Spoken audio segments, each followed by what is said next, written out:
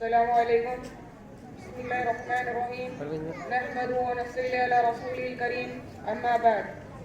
جناب صدر، حضرات علماء کرام، معزز مہمان اکرام اور میرے علم سفر کے ساتھیوں، الہی رونق اسلام کے سامان پیدا کر، الہی رونق اسلام کے سامان پیدا کر، دلوں میں مؤمنوں کے الفت قرآن پیدا کر. نوجوان دوستو، قرآن پاک رب ذوالجلال کی طرف سے عطا کردہ حسین تحفہ ہے کہ جس نے 23 برس کی قلیل مدت میں پوری دنیا میں انقلاب برپا کر دیا کہ بڑے بڑے فصحاء، بلغاء، ادباء اور شعراء حیران و شدد رہ گئے جس کی آیت کو سن کر پتھر دل موم ہو گئے.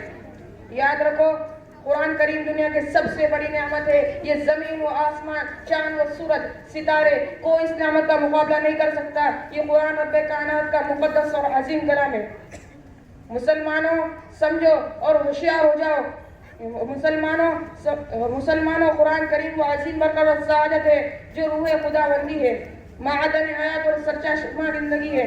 وہ عرب قوم جو پشتہ پشت سے مردہ چلی آ رہی تھی، دنیا جس کو ذلیل اور حقیر جانتی تھی، کوئی ان کو اونٹ کی مینڈوں میں کھیلنے والا سمجھتا، کوئی ان کو جوہلۂ عرب کا خطاب دیتا. لیکن جب قرآن آیا، جن کا نام جوہلۂ عرب تھا ان کا نام صحابہ کرام ہو گیا. جن کو نفرت سے یاد کیا جاتا تھا ان کو رضی اللہ عنہ و رضوان کا اعزاز ملا. جس زمانے کا نام جاہلیت تھا اس زمانے کا نام بیر القرون ہو گیا. وہ مردہ قوم جو کروٹ نہیں لے سکتی تھی، طاقت و قوت سے ایسی لیس ہو گئی کہ جس نے قیصر و قیصر کے غرور کو خاک میں ملا دیا، بڑی بڑی سلطنتوں اور حکومتوں کے تختے الٹ دیے. محترم دوستو، قرآن آیا تو زمان و مکان میں زندگی آئی. قرآن آیا تو عدل و مساوات کا پیغام آیا. قرآن آیا تو مذہب اسلام پھیلا. قرآن آیا تو مردہ قوم زندہ ہوئی. قرآن آیا تو کفر شرک دم توڑ گیا. قرآن آیا تو ساری کائنات کو نور ملا. قرآن آیا تو انسانوں کے پجاری خدا کے پرستار بنے. قرآن آیا تو ساری کائنات کو نور ملا. قرآن آیا تو توحید ملی، ایمان ملا. قرآن آیا تو گلستان کو بہار حسن ہوتا ہوا. ہاں مجھے کہنے نہیں دیجیے کہ قرآن آیا تو روشنی آئی. قرآن آیا تو تاریکی کافور ہوئی. قرآن آیا تو امن و امان اور سلامتی آئی. قرآن آیا تو عزت اور احترام ملے، شرف ملی. قرآن آیا تو دم توڑتی انسانت کو حقوق ملے. قرآن آیا تو شرافت و عزت ملی. قرآن آیا تو ضلالت گمراہی کی دلدل میں پھنسی انسانت کو درد و غم ملا. مگر افسوس، صد افسوس، ہم نے قرآن کے دامن مقدس کو ترک کر دیا. ہم نے اس کی پاکیزہ تعلیمات کو بھلا دیا.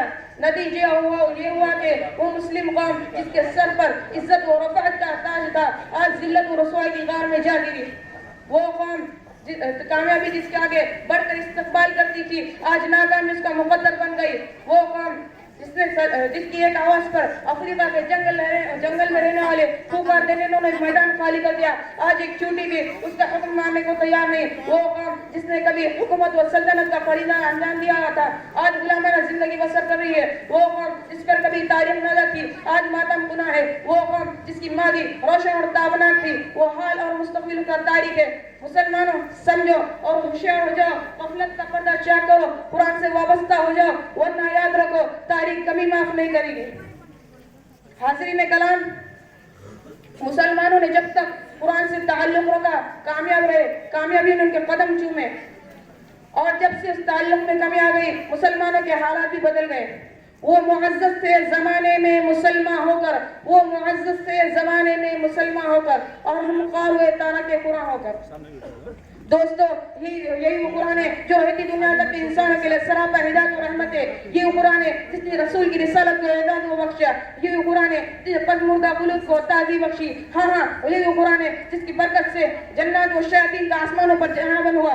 یہی وہ قرآن ہے جس کی برکت سے عزت و رفعت کے شامیانے گڑ گئے. یہ وہ قرآن ہے جس کے بدولت عمر فاروق رضی اللہ تعالیٰ کی ماں نصیب ہوا. یہ وہ قرآن ہے جس کی نظیر پیش کرنے سے ساری دنیا عاجز و قاصر رہی. یہ وہ قرآن ہے جس کا مثل پیش کرنے سے عرب کے فصیح و بلیغ زبانداری کا دعویٰ کرنے والے نے گھٹنے ٹیک دیے. یہ وہ قرآن ہے جس کی حفاظت کا وعدہ خود خالق کائنات نے فرمایا. یہ وہ قرآن ہے جس کی تلاوت میں دلوں کے واسطے فرحت و بشاشت کا سامان ہے. یہ قرآن ہے جس نے ذہنی قوتوں کو جلا بخشا. یہ وہ قرآن ہے جس کی برکت سے اجڑے چمن میں بہار پیدا ہوئی.